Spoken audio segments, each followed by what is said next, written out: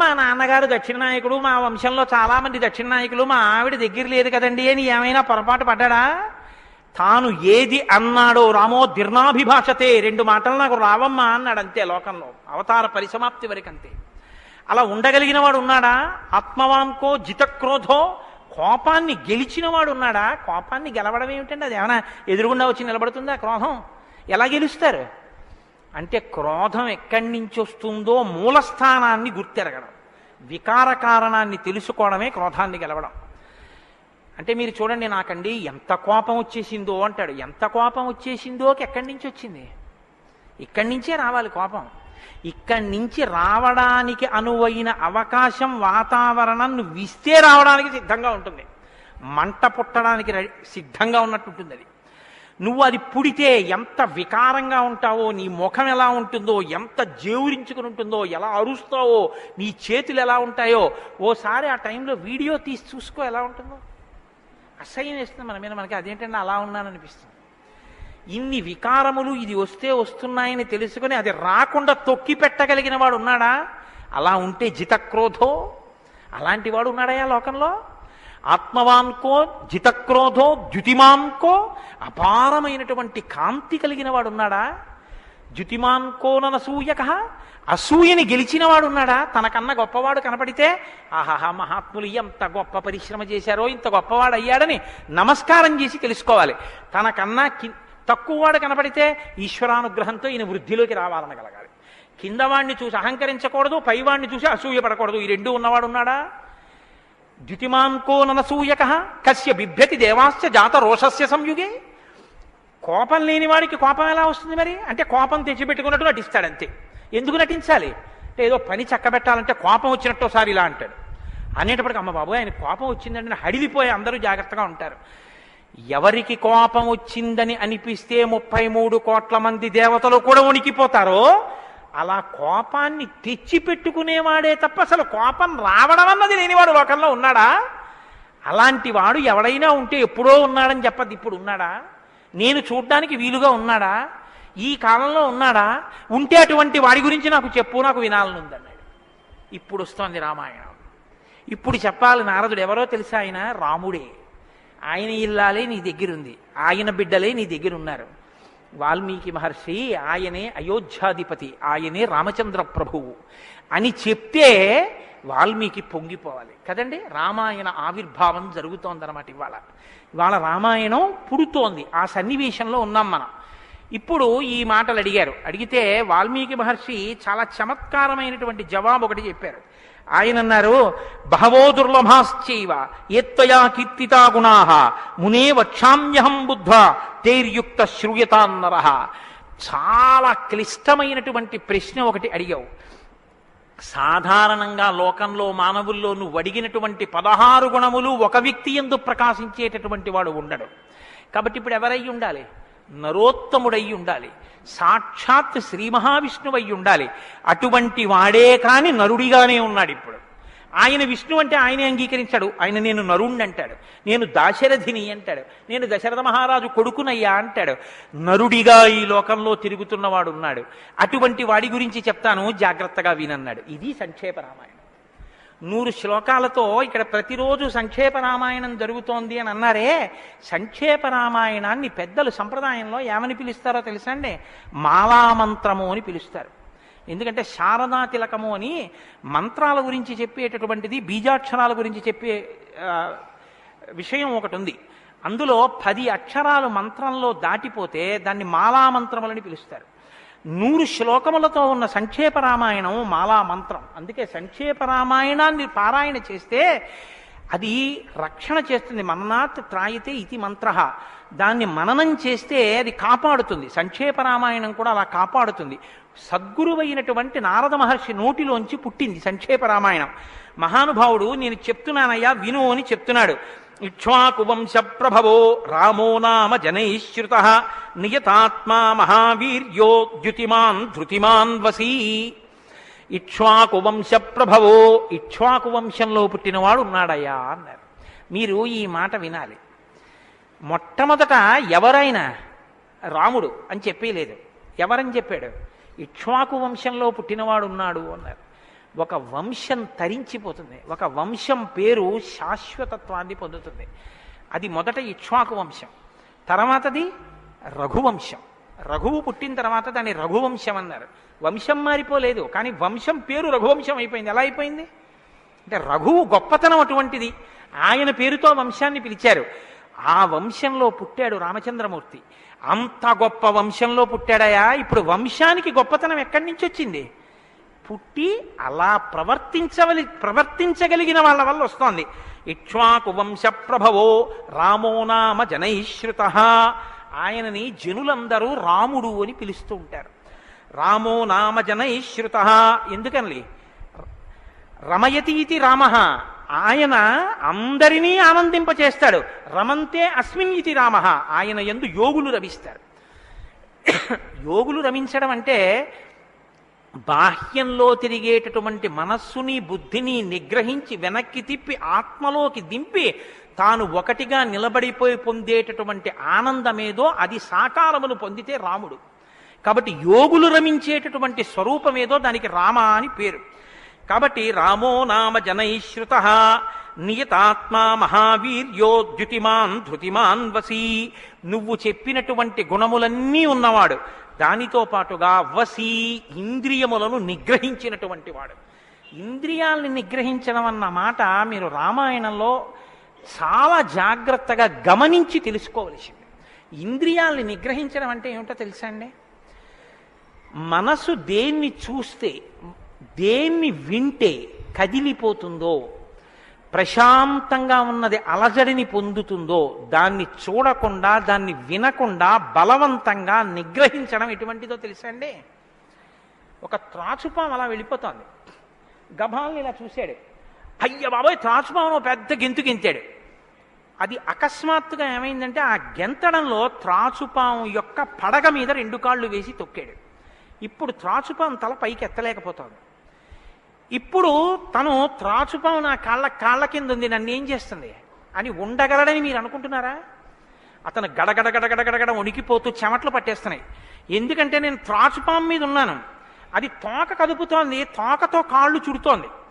ఈ కంగారులో ఏం చేస్తాడంటే త్రాచుపాము మీద తాను నిలబడి ఉండగా ఇక త్రాచుపాము తన ఏం చెయ్యలేదన్న స్థితిలో ఉన్నా ఎప్పుడో ఒకప్పుడు త్రాచుపాము మీద కాలు తీసేస్తాడు, కంగారు పడిపోయి తీసేస్తాడు. ఎప్పుడో అప్పుడు కాలు తీయడం కోసమే పాము చూస్తుంటుంది, కాటు వేసేసి పుట్టలో వెళ్ళిపోతుంది, లేకపోతే ఎక్కడికో అక్కడికి వెళ్ళిపోతుంది.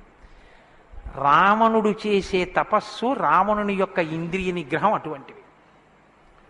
బలవంతంగా అణిచిపెడతాడు.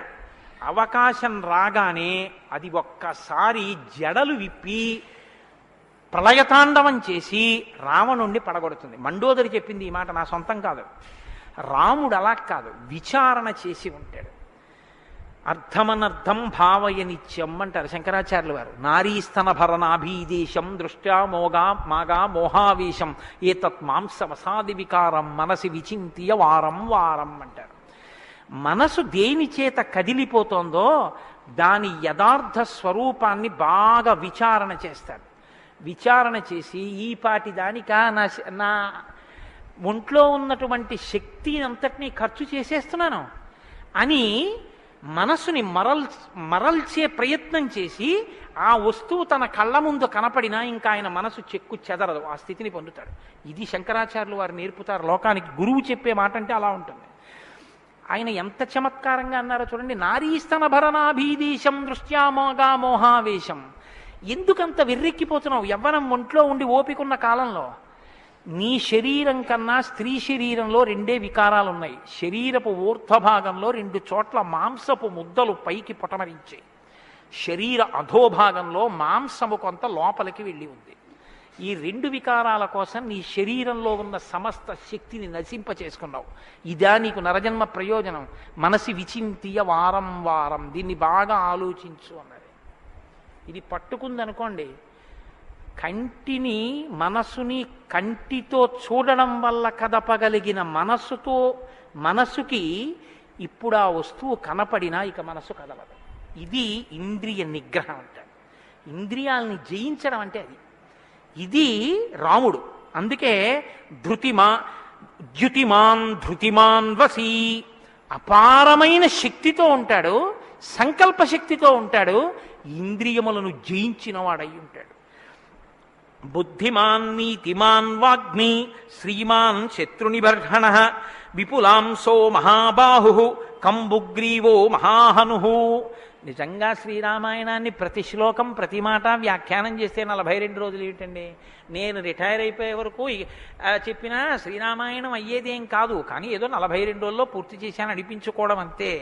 కాబట్టి బుద్ధిమాన్ నీతిమాన్ వాగ్మి అన్ని విద్యలు తెలుసున్నవాడు, శ్రీమాన్ ఐశ్వర్యం ఉన్నవాడు, శత్రు నిబర్హణ శత్రువులను నిగ్రహించగలిగినవాడు, విపులాంసో ఎత్తైన మూపున్నవాడు, మహాబాహు బలిశిర బాహువులున్నవాడు, కంబుగ్రీవో కంఠం వంటి శంఖం వంటి కంఠం ఉన్నవాడు, మహాహను చెక్కిళ్ల పైభాగం చాలా ఉన్నతంగా ఉన్నటువంటి వాడు.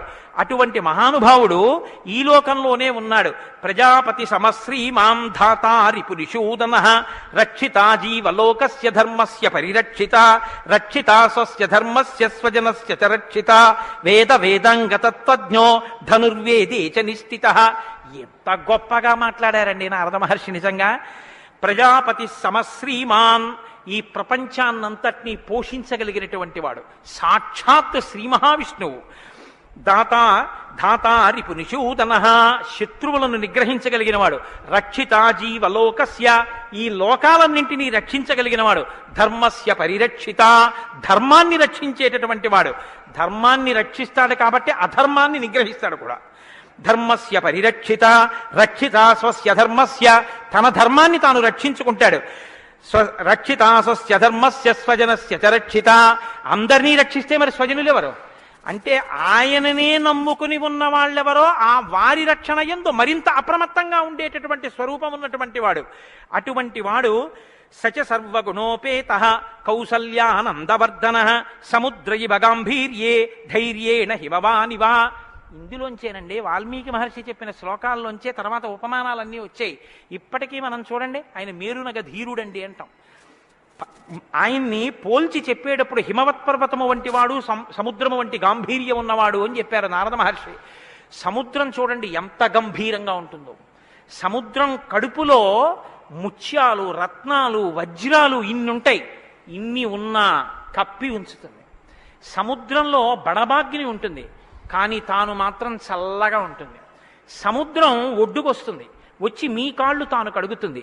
చేతకానిది ఎదురొచ్చి మీ కాళ్ళు కడిగిందని మీరు ధూర్తతనంతో లోపలికెడితే మిమ్మల్ని తనలో కలుపుకుంటుంది. ఎదురొచ్చి మీ దగ్గరికి వస్తోంది కదా అని మీ కాలి చెప్పు తీసి అందులో వేస్తే తీసుకొచ్చి అవతల బారేస్తుంది ఒడ్డున. ఇది సముద్రం యొక్క గాంభీర్యం. తాను ఉప్పు కయ్యగా ఉంటుంది, పర్వదిన స్నానానికి పనికొస్తుంది. ఇన్నిటిని కప్పిపుచ్చి నిలబడగలిగినటువంటి స్వరూపం సముద్రం. కడుపులో బడబాగ్ని ఉన్న, సీతాపహరణమే జరిగిన, తండ్రే మరణించిన, రాజ్యమే పోయిన, అరణ్యంలో తిరిగిన, జుట్టు తీసేసిన, జిల్లేడు పాలు పోసుకుని ఆఖరికి ఆ జటలు కట్టుకున్న, నారచీర కట్టుకున్న, పాదాలకి చెప్పులే లేకపోయినా, అగ్నిహోత్రాన్ని చంకన తగిలించుకున్న, అడవిలో మృగాన్ని బాణం పెట్టి కొట్టి చర్మం ఒలిచి మాంసం తీసి తెచ్చి సీతమ్మ వండితే తప్ప తినలేని స్థితిలో రాజారాముడైనటువంటి వాడు బ్రతకవలసి వచ్చిన తెల్లవారుజామున 4 గంటల సమయంలో దాహమేస్తున్న ఏనుగు నదిలో తొండం పెట్టి నీళ్లు తాగడానికి కూడా భయపడినంత చలికాలంలో కూడా వెళ్ళి స్నానం చెయ్యగలిగిన మొనగాడు. ఇన్ని కష్టాలు కడుపులో పెట్టుకుని కూడా పైకి చెక్కు చెదరకుండా ఉండగలిగినటువంటి గంభీరమూర్తి ఆయన యా రాముడంటే అన్నాడు నారదుడు. కాబట్టి సముద్ర ఇవ గాంభీర్యే ధైర్యేణ హిమవానివా. ధైర్యంలో హిమవత్ పర్వతం వంటివాడు. పర్వతాన్ని చూడండి, వర్షధారల చేత కొట్టబడుతుంది, పిడుగులు పడిపోతాయి. ఆ పర్వతం మీదే చెట్లు పెరుగుతాయి, ఆ పర్వతం మీదే సింహాలు తిరుగుతాయి, పులులు తిరుగుతాయి. ఆ సముద్రానికి కన్నాలు పెట్టి పావులు పడుకుంటాయి. చిట్టెలుకలు కన్నాలు చేసి ఆ పర్వత పాదాల మీద తిరుగుతూ ఉంటాయి. ఎలుక కన్నం పెట్టి తనలో దూరిందని బెంగపెట్టుకోదు, ఒక ధూర్తుడు కాళ్లతో పైకెక్కాడని బెంగపెట్టుకోదు, వర్షధారలు కొట్టాయని కదలదు, పిడుగులు పడ్డాయని చెక్కు చెదరదు, పులులు సింహాలు తిరుగుతున్నాయని బెంగపెట్టుకోదు, మహాత్ములు తన మీద నడుస్తున్నారని పొంగిపోదు, తన మీద ఈశ్వరుడి దేవాలయం కట్టారని పరవశించిపోదు, తాను అలాగే నిలబడి ఉంటుంది. చెక్కు చెదరక నిలబడగలిగినటువంటి పర్వతం ఎటువంటిదో రాముడు అటువంటి వాడు. ఇది నారదుడు ఒక నరుడిగా ఆయనకున్న లక్షణాలు చెప్తున్నాడు. ఇవి నీవు సంతరించుకో, కొన్నైనా ప్రతిదానికి విచలితుడవైపోవడం కాదు, ప్రతి చిన్నదానికి కదిలిపోవడం కాదు, ధైర్యంగా నిలబడగలగాలి. నాకు కాకపోతే ఎవరికి వస్తాయి? వస్తాయి కష్ట సుఖాలు అనేటటువంటివి చేసుకున్న కర్మను అనుసరించి అని నిలబడగలిగినటువంటి స్థితి రామాయణం ఇస్తుంది. విష్ణునా సదృశో వీర్యే సోమవత్ ప్రియదర్శన కాలాగ్ని సదృశ క్రోధే క్షమయా పృథివీ సమః. ఏమి శ్లోకాలు వాడారండి సంక్షేప రామాయణంలో మహానుభావుడు. విష్ణునా సదృశో వీర్యే, ఆయనతో పోల్చడానికి విష్ణు ఒక్కడే ఉన్నారు. ఎందుకంటే ఇంకా ఆయనతో పోల్చడానికి అటువంటి వాడు ఇంకొకడెవరు ఉంటారు? విష్ణువుని విష్ణువుతోనే పోల్చాలి. కాబట్టి విష్ణువుతో సమానమైన వాడు. సోమవత్ ప్రియదర్శన, బాణం పట్టుకుని ఎదురుగుండా ఉన్న వాళ్ళ లక్షల మంది కంఠాలు తెగ కోసినా సరే భక్తులైన వారికి మాత్రం ఆ స్వరూపాన్ని దర్శనం చేస్తుంటే ఎంత సంతోషంగా ఉంటుందో.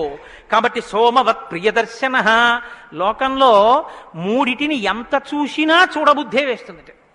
ఎంత చూడండి చూడబుద్ధేస్తుంది. అందుకే పార్వతీదేవి వినాయకుడికి ఏనుగు ముఖం పెట్టించింది.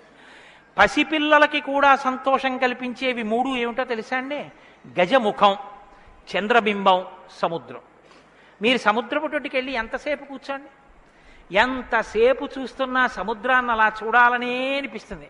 చీకటి పడిపోయిన తర్వాత సముద్ర ఘోష అదో సంతోషం, వస్తున్న కెరటాలు అదో సంతోషం, చీకటి పడ్డాక దీపాలతో దూరంగా వెళ్ళిపోతున్న ఓడ అదో సంతోషం, సూర్యోదయానికి సముద్రం ఆకాశం కలిసినట్టుగా ఉన్న చోట ఉదయిస్తున్న సూర్యబింబం అదో సంతోషం, ఆ పడుతున్న ఎర్రకాంతి అదో సంతోషం, సూర్యాస్తమయానికి సముద్రంలో కృంగిపోతున్నట్టుగా ఉన్న సూర్యుడు అదో సంతోషం. తిక్కన గారు విరాట పర్వంలో అంటారు, రాత్రి అయ్యేటప్పటికి ఆకాశం ఎలా ఉందంటేట మంచి సంపన్నుడైన గృహస్థు ఇంట్లో అలంకారం చేసినటువంటి పడకలా ఉందిట, దాని మీద పువ్వులు అవన్నీ వేస్తే ఎలా ఉందో అలా ఉందిట.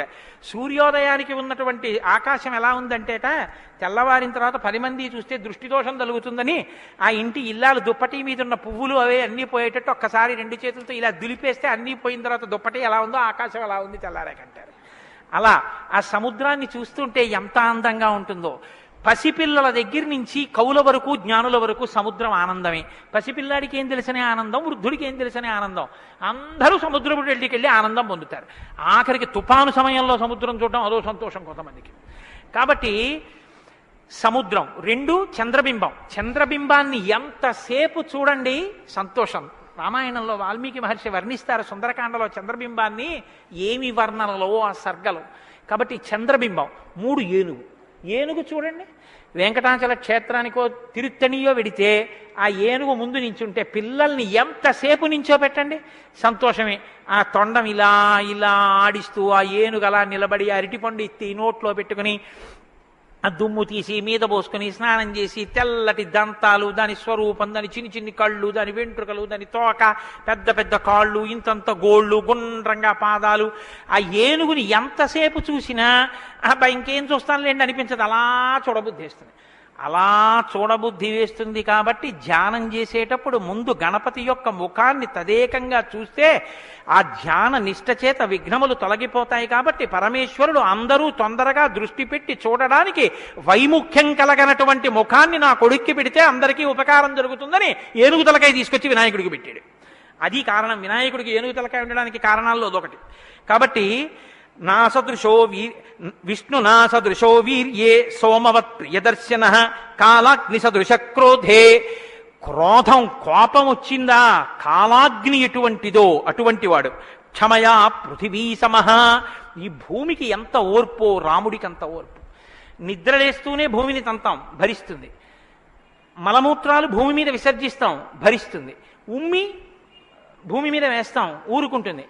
పోనీ ఏదో పొరపాటునొచ్చింది వేరు, కావాలని ఒక రకమైన తాంబూలం వేసుకుని బొమ్మడమే ప్రయోజనంగా నెత్తురు కక్కుకునేవాడు కక్కుకున్నట్టు భూమి మీద ఎర్రటి మరకలు పడేటట్టు అదే పనిగా ఉమ్మి వేసేటటువంటి వాడిని కూడా భరించినటువంటి భూమాత యొక్క ఓర్పుని ఎంత స్తోత్రం చేయాలి నిజంగా.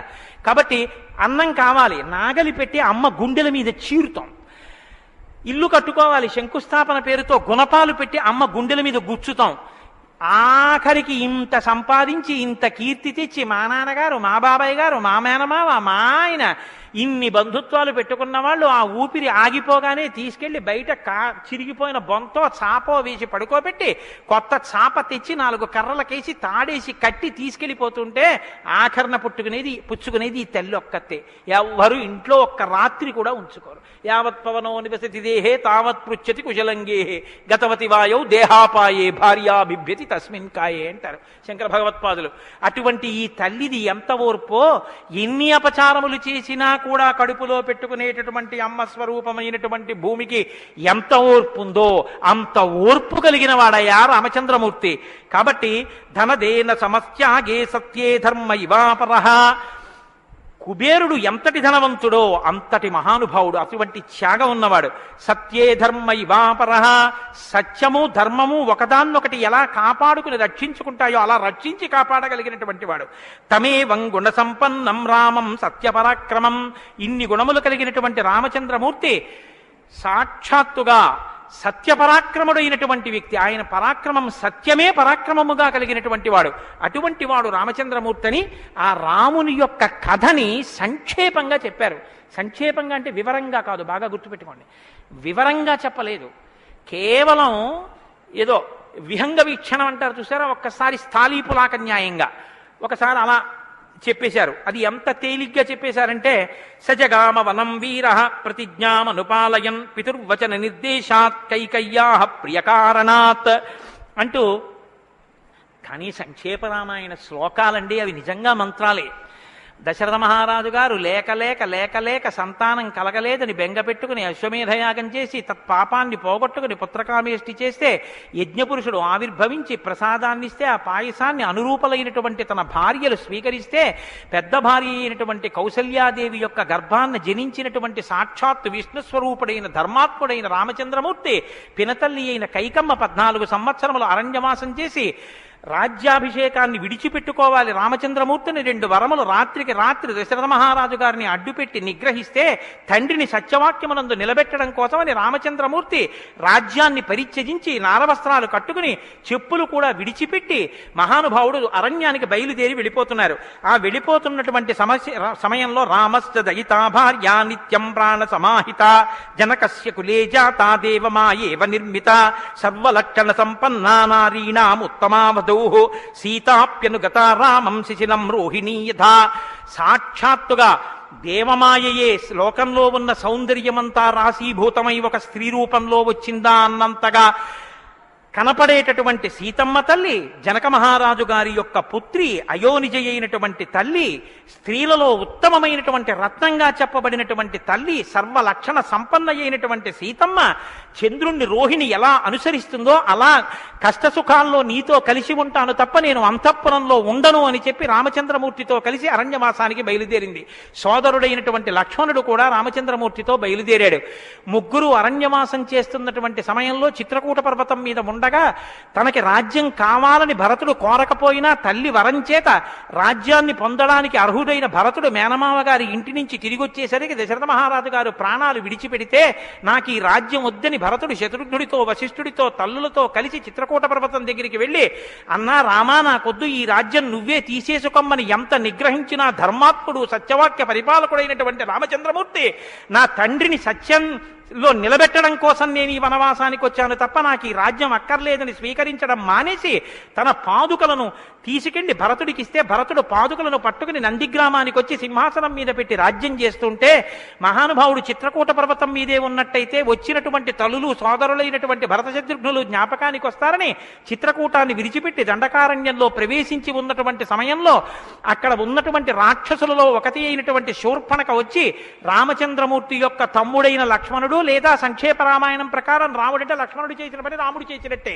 అందుకని రాముడి చేత ముకుచెవులు కోయబడితే ఆ శూర్పణక చేత ప్రేరేపింపబడిన కరదూషణాదులు త్రిశిరస్సు అనేటటువంటి 14,000 మంది రాక్షసులు రాముడి మీద దండెత్తి వస్తే తృణప్రాయంగా 14,000 మందిని నిగ్రహించినటువంటి రామచంద్రమూర్తి యొక్క పరాక్రమాన్ని శూర్పణక వల్ల తెలుసుకున్నటువంటి రావణాసురుడు అసూయతో సీతమ్మ తల్లి మీద మోహంతో సీతమ్మ తల్లిని అపహరించి తీసుకుని వెళ్ళిపోతే ఆగ్రహించినటువంటి రామచంద్రమూర్తి శబరిని దర్శనం భోజనం చేసి తర్వాతి కాలంలో సుగ్రీవుడితో స్నేహం చేసి వాలిని నిగ్రహించి దశ దిశలకి వానరుల్ని పంపిస్తే దక్షిణ దిక్కుకు వెళ్ళినటువంటి హనుమ సీతమ్మ తల్లి యొక్క జాడ కనిపెట్టి 100 యోజనముల సముద్రాన్ని దాటి ఈవలి ఒడ్డుకు వచ్చి రామచంద్రమూర్తికి సీతమ్మ క్షేమవార్త చెప్తే రామచంద్రమూర్తి నీలుని యొక్క సహకారంతో సముద్రానికి సేతువు కట్టి సముద్రాన్ని దాటి ఆవలి ఒడ్డుకు వెళ్లి లంకారాజ్యంలో వానర సహకారంతో రావణ కుంభకర్ణాది వీరులను నిగ్రహించి తిరిగి మళ్ళీ అయోధ్యా పట్టణానికి వచ్చి పట్టాభిషిక్తుడై 11,000 సంవత్సరములు ఈ రాజ్యాన్ని పరిపాలన చేసి రామరాజ్యం ఇలా ఉంటుంది అని చెప్పి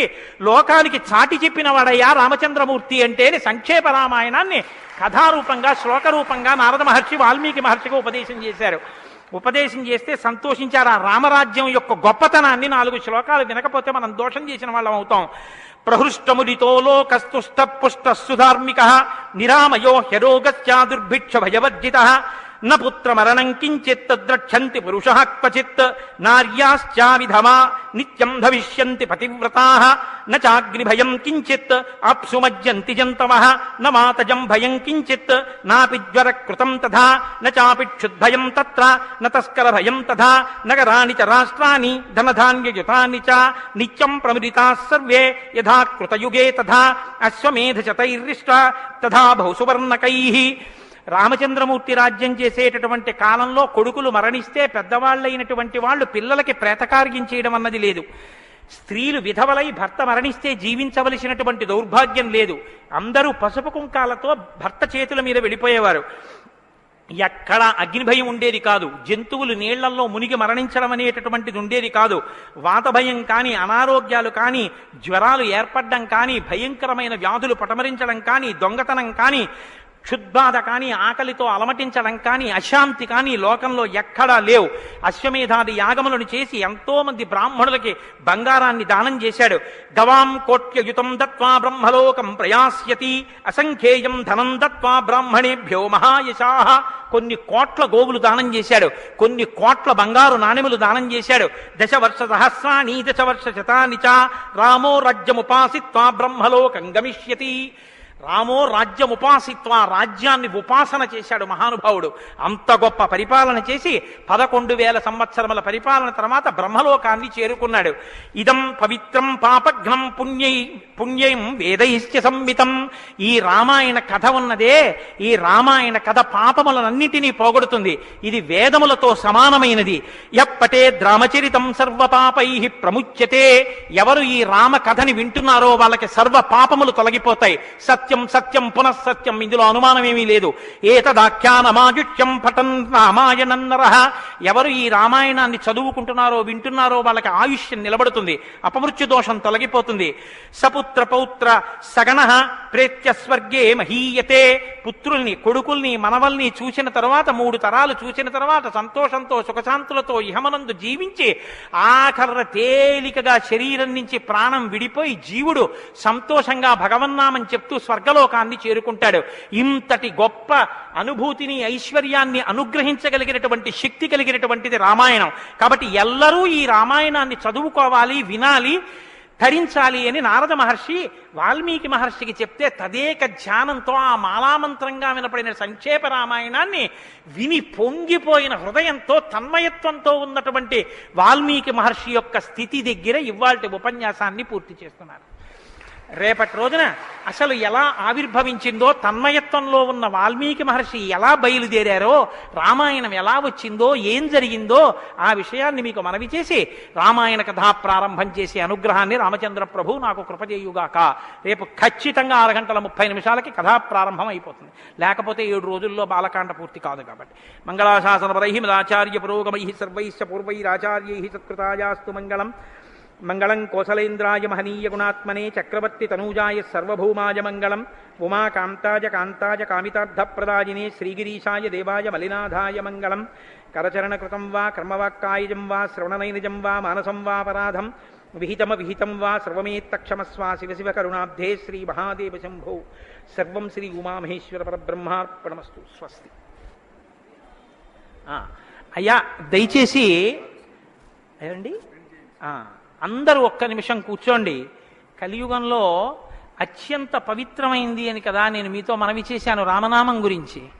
శ్రీరామాయణం వినడం ఒక మహద్భాగ్యం. నన్ను నమ్మండి, నేను చెప్తున్నానని నేను చెప్పట్లేదు. జీవితంలో రామాయణం వినడం అనేటటువంటిది కొన్ని కోట్ల కోట్ల కోట్ల జన్మల తర్వాత లభించేటటువంటి అదృష్టం. అందున సంపూర్ణ రామాయణం బాలకాండ నుంచి పట్టాభిషేకం వరకు ఏకబిగిన మండల కాలం రామాయణం వినడం అనేటటువంటిది సంభవం అయ్యేటటువంటి విషయం కాదు. అది కేవలం పూర్వపుణ్యం రామానుగ్రహం ఉంటేనే సాధ్యమయ్యేటటువంటి విషయం.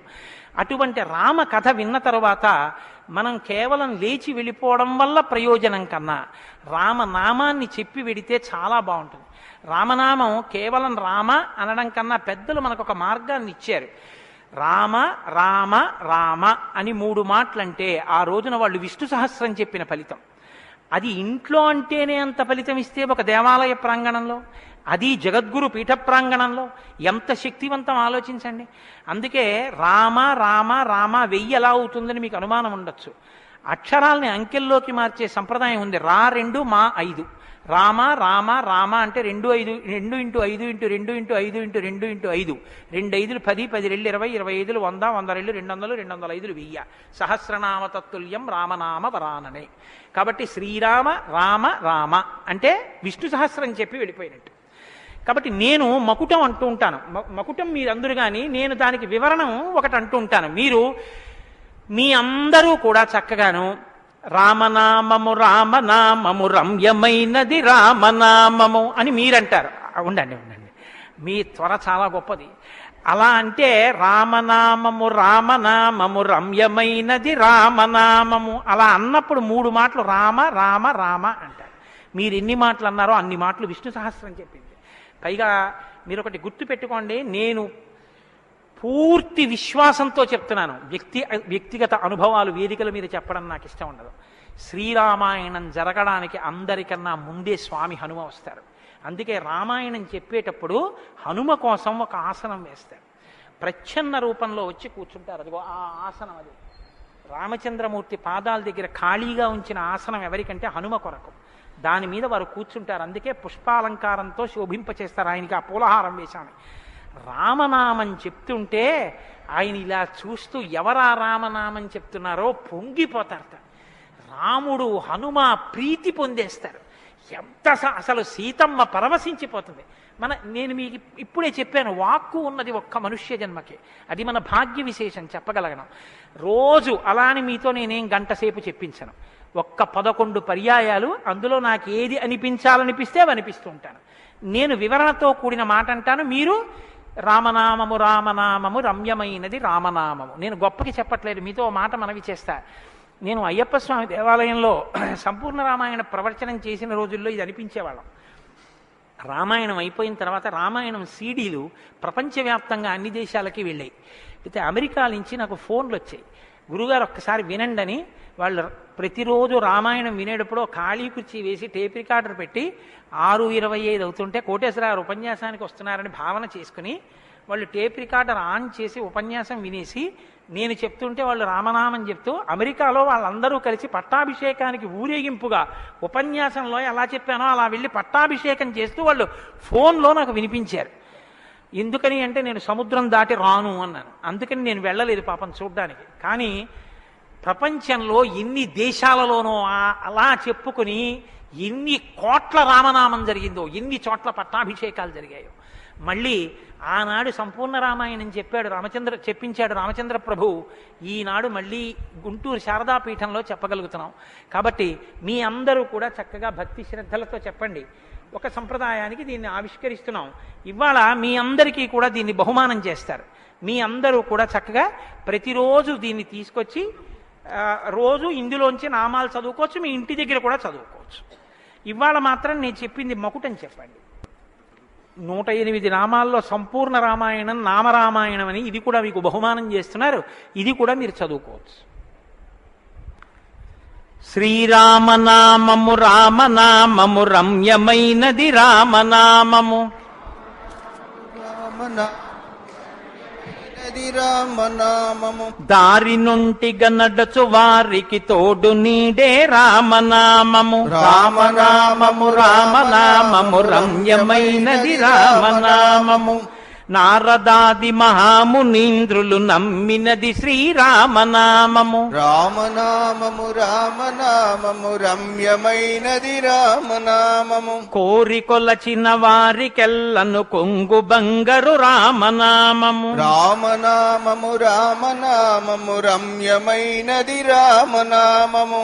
అండపిండ బ్రహ్మాండములకు ఆధారమైనది రామనామము. రామనామము రామనామము రమ్యమైనది రామనామము. బ్రహ్మ సత్యము జగన్మిథ్యాభావమే శ్రీరామనామము. రామనామము రామనామము రమ్యమైనది రామనామము. ఆంజనేయుని వంటి భక్తులకాశ్రయము రామనామము. రామనామము రామనామము రమ్యమైనది రామనామము. రాకడయు పోకడయు లేనిది రమ్యమైనది రామనామము. రామనామము రామనామము రమ్యమైనది రామనామము. నిర్వికారము నిర్వికల్పము నిర్గుణము శ్రీరామనామము. రామనామము రామనామము రమ్యమైనది రామనామము. జీవితంబున నిత్య జపముగ చేయవలె శ్రీరామనామము. రామనామము రామనామము రమ్యమైనది రామనామము. నిజ స్వరూపము బోధకంబగు తారకము శ్రీరామనామము. రామనామము రామనామము రమ్యమైనది రామనామము. వేదవాక్య ప్రమాణములచే అలరుచున్నది శ్రీరామనామము. రామనామము రామనామము రమ్యమైనది రామనామము. తల్లి వలె రక్షించు సుజనుల నెల్ల కాలము రామనామము. రామనామము రామనామము రమ్యమైనది రామనామము. మంగళంబగు భక్తితో పాడిన శుభకరంబగు శ్రీరామనామము. రామనామము రామనామము రమ్యమైనది రామనామము. స్వస్తి. రేపు 6:30 తిరిగి ప్రవచనాన్ని ప్రారంభం చేద్దాం.